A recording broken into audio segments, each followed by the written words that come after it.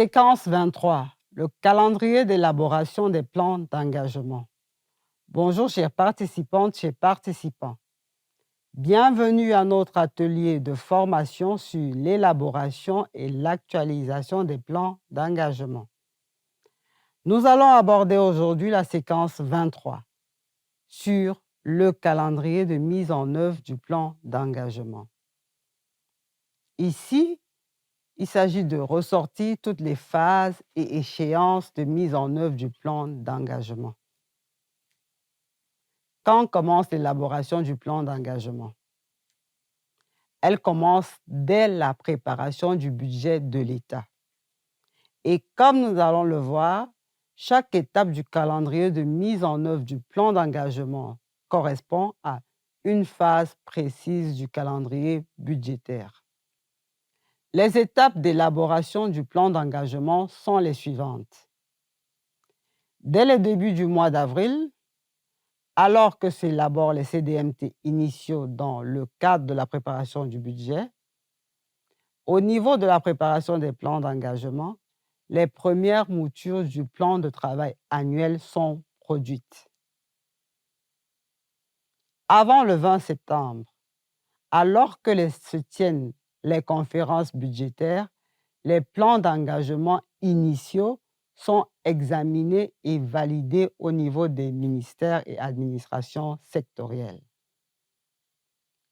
Au moment de la finalisation du projet de loi de finances, les plans d'engagement consolidés PEC doivent être produits par la DGB et transmis à la Direction générale du Trésor au plus tard le 30 septembre.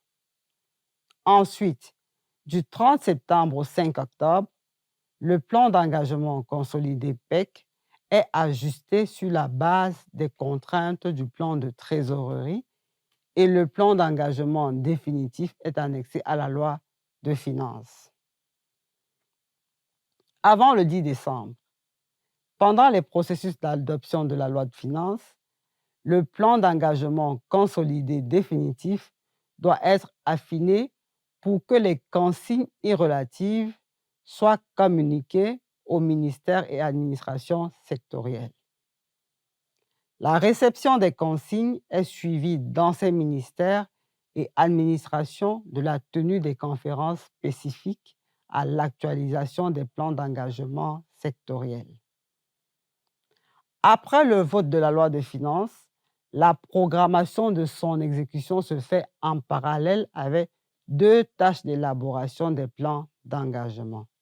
Tout d'abord, du 10 au 15 décembre, les ministères et administrations sectorielles doivent élaborer et transmettre à la DGB les plans d'engagement sectoriels définitifs. Ensuite, du 15 au 20 décembre, les plans d'engagement doivent être implémentés dans le système d'information budgétaire.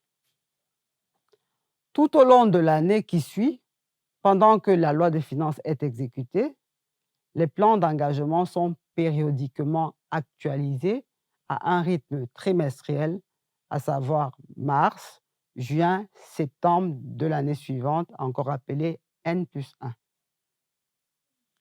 De cette séquence, tu dois retenir que, tout comme le processus d'élaboration du budget de l'État, l'élaboration des plans d'engagement est un processus qui s'étale sur toute l'année, avec des échéances précises qui doivent être impérativement respectées. Pour conclure ce module 6, nous te disons que l'élaboration et l'actualisation des plans d'engagement fait intervenir à la fois des acteurs relevant des ministères et institutions et des acteurs relevant de la coordination centrale.